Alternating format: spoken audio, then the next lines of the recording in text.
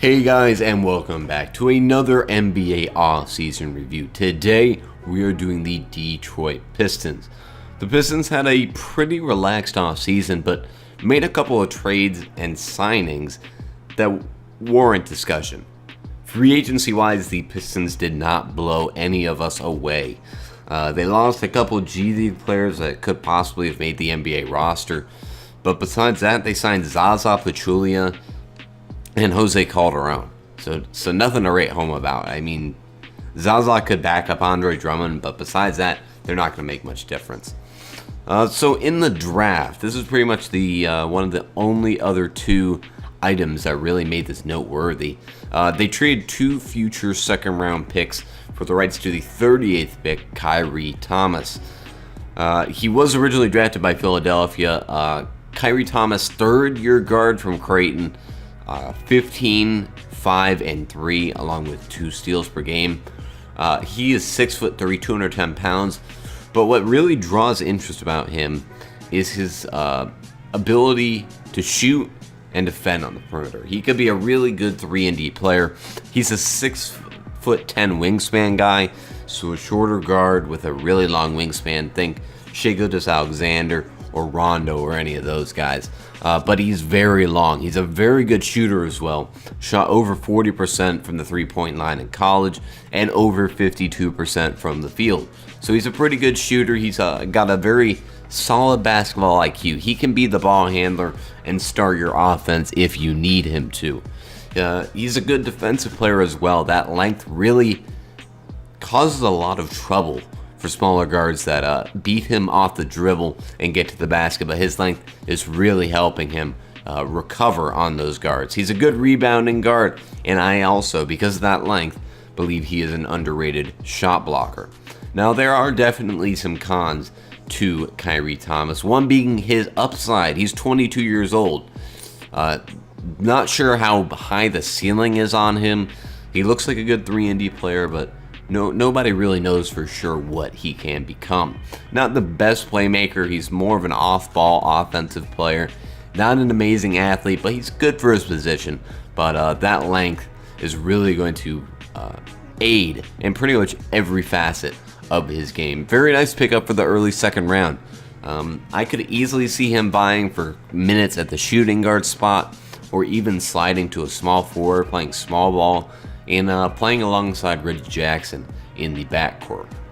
Now, the Pistons also had the 42nd pick, and they got Bruce Brown Jr. out of Miami. I believe last year he was looked at as a possible first-round pick, but this past year he did slide back a little bit. 6'5", 190 from Miami, averaged 11, 7, and 4 with a steal. Again, another guard that with a long wingspan, 6'9" wingspan, except this is definitely more of a defender for your team. He's a very good on-ball defender. He's a good athlete. He's very strong and fast for his size and position. He was one of the stronger guards at the combine. Ball handling and playmaking is decent, but where he really lacks is the shooting and the injury concerns. He's a better slasher than a shooter. Can catch and shoot in some good situations, but pretty streaky on that end. He had a foot injury that basically took him out for the last part of his college career.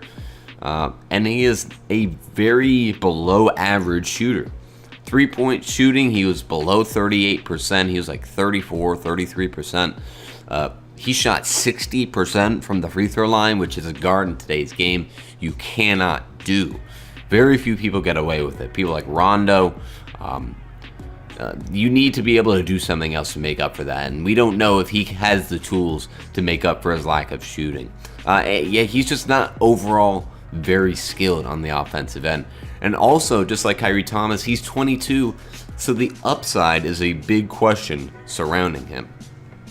Now, these were all pretty good moves, but easily the move that took the top was Dwayne Casey. Dwayne Casey was fired after leading the Raptors to the #1 seed, 50-plus wins, but they have the unluckiest schedule. They meet LeBron every single year in the playoffs. he can really aid in the development of all these young players. Andre Drummond, Blake Griffin. I think he's really going to improve the defense of the Detroit Pistons. Their offense was pretty good last season, but Andre Drummond, Blake Griffin, pretty much all of them can learn from Dwayne Casey and become better defenders. He was a great defensive coach, took a team with really only one star in DeMar DeRozan, and took them to be pretty much the best regular season team in the Eastern Conference. Now it's yet to see if he's a great playoff coach, since he's gotten bounced by the best player in the world every time. But we'll have to see how that pans out. But either way, the Pistons offseason was really headlined by Dwayne Casey. Made a couple sneaky draft decisions that could pan out pretty well, but I'm going to give him a grade of a B+.